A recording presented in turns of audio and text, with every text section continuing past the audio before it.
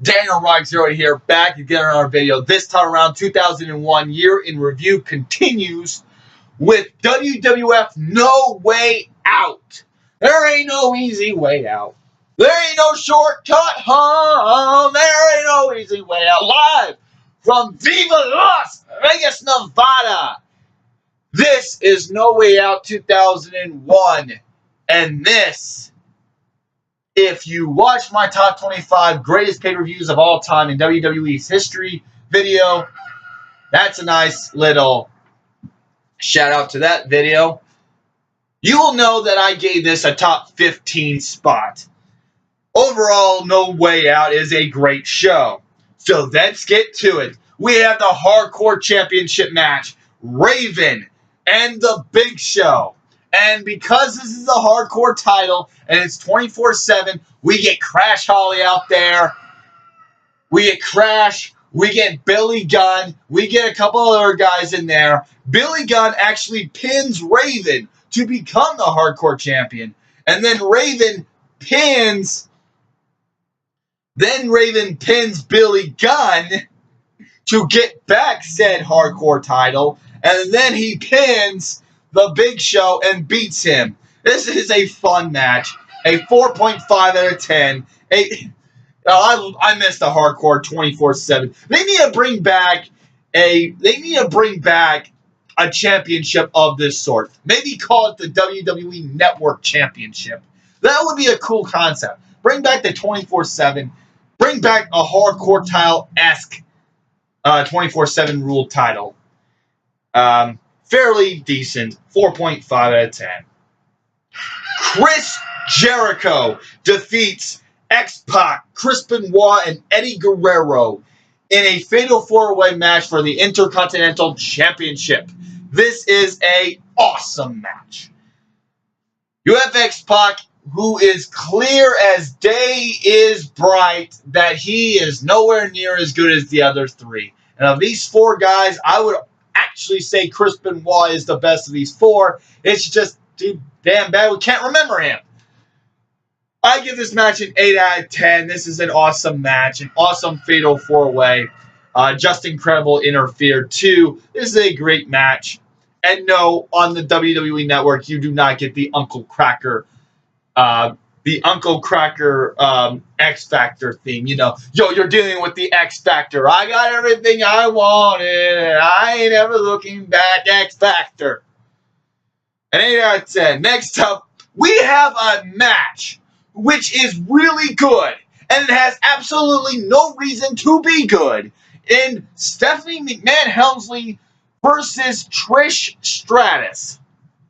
This is a good match. A match which is very good, exciting. It goes well together. Somehow, someway, in Stephanie McMahon Helmsley, a McMahon who is not a wrestler versus Trish Stratus, who is a wrestler but just got done being a valet and is nowhere near as good as she would be, in a good match. A 6 out of 10. This whole thing where Vince McMahon tells William Regal, the commissioner, who's been the commissioner, unlike in WCW where their commissioners are only like commissioners for like 10 days, William Regal's commissioner for like a year already, or will be commissioner for about a year. Vince McMahon says, you got to do the right thing. You know what I want. William Regal thought that he wanted Stephanie to win, but instead he wanted Trish to win all along. Stephanie gets the win because of William Regal's Regal Cutter, and this is a decent match that had no reason to be good. A 6 out of 10. Next up, we have Triple H defeating Stone Cold Steve Austin in one of the greatest matches I've ever seen, a 3 stages of hell match. The first of all is an exhibition match, a wrestling match. The second is a street fight. The third is a steel cage match. The build-up to this match, the rivalry is fucking awesome. It started out really bad, as we have, I'm a bad man, doing bad things, bad hoods, with bad girls, bad hoods, making my own rules. I'm a bad man. Rikishi running down Steve Austin. Turns out he was just a puppet in Triple H's game. Then we go to Survivor Series, where Stone Cold Steve Austin lifts a car that contains Triple H inside of it and kills Triple H. Literally murders Triple H. Then Triple H comes back miraculously. No scratch, no bruises, no bumps, nothing. Nothing broken. A mere, I want to say a week later, but it could have been the next night on Raw. Then we go to the Armageddon Hell in a Cell match. Then we go to the interferences. Triple H costing Steve Austin the title. Steve Austin costing Triple H the title at Warrior Rumble. This leads to this match. They have this contract signing. This contract signing which there will be no confrontations. There can be no altercations between the two. If Stone Cold Steve Austin touches or attacks Triple H, he is suspended. If Triple H touches or attacks Steve Austin, he is suspended. And then they have this thing where Steve Austin signs the contract. Triple H makes it look like he signed the contract. Triple H beats the shit out of Steve Austin. And then it's revealed that he didn't sign at all. And then he says the greatest line he ever had said. He said, you talked about Austin 3:16. Well, paragraph 3:16 said that you can't touch me, bitch. So, then we have this match. And it's one of the finest matches in both men's career. Steve Austin wins the wrestling match, which Triple H, they said Triple H was going to win, but he doesn't. The street fight match goes to Triple H. And then we have the awesome steel cage match, the ending, where we have Steve Austin with the barbed wire 2x4. And then we have Triple H with the sledgehammer. They hit each other at the exact same time. Steve Austin falls on his back. Triple H, who is a lucky son of a bitch, instead of falling backwards, he falls forward, lands on Steve Austin, just happens to land on him. 1, 2, 3. Triple H wins this awesome 3 Stages of Hell match, and we have a conclusion to this rivalry, which had some mixed stuff. At the start of this rivalry, it was pretty bad, but the ending to this rivalry is fairly awesome. Overall, you gotta give it a 10 out of 10. Triple H does go over, which is kind of weird, because Steve Austin's facing the champion at WrestleMania, but I digress. Still, one of the greatest matches of the Attitude Era, and one of the greatest matches, period. A 10 out of 10. Next up, we have, just like Warrior Rumble, the one bad thing was the women's title match, Ivory versus Chyna. We have the one terrible thing about this show. It's Steven Richards, the leader of the Right to Censor, defeating Jerry Lawler in a, get this, the right for the cat to get naked. Not naked. Naked. Naked. Naked.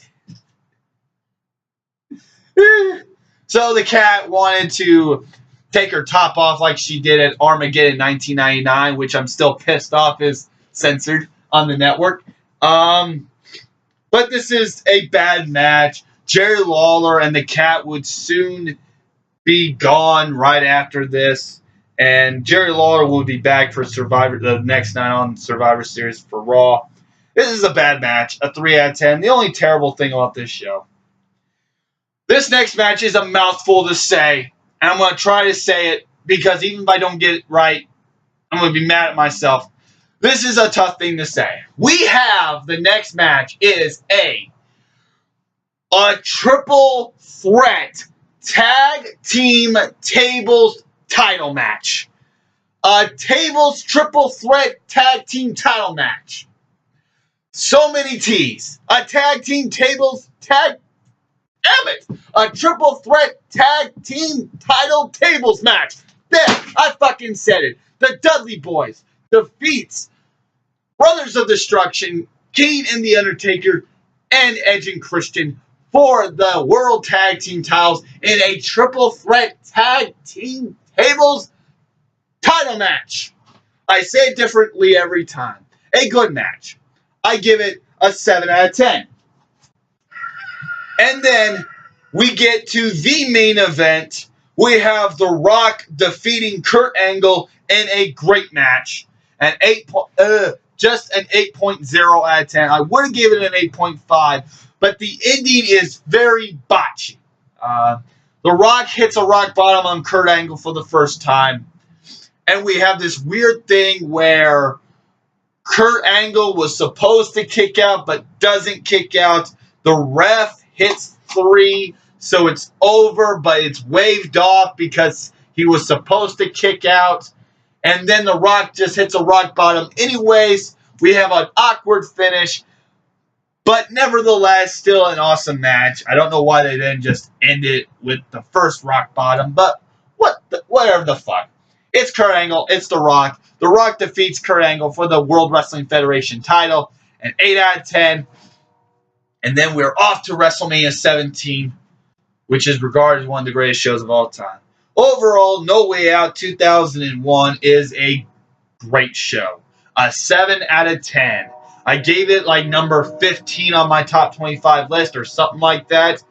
It's a highly, highly recommended show. You have the awesome 3 Stages of Hell match with Stone Cold Steve Austin and Triple H. You have the WWF title match with The Rock and Kurt Angle. The Intercontinental Fatal 4-Way match. And you have Stephanie versus Trish Stratus in a match that had no reason to be good. Paragraph 316 says, "You can't touch me, bitch.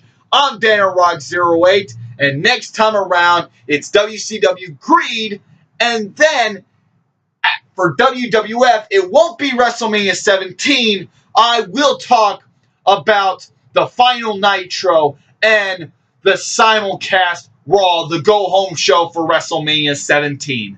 So it's Greed, the simulcast, final Nitro, coming up next here with Dana Rock 08's 2001 Year in Review, daddy.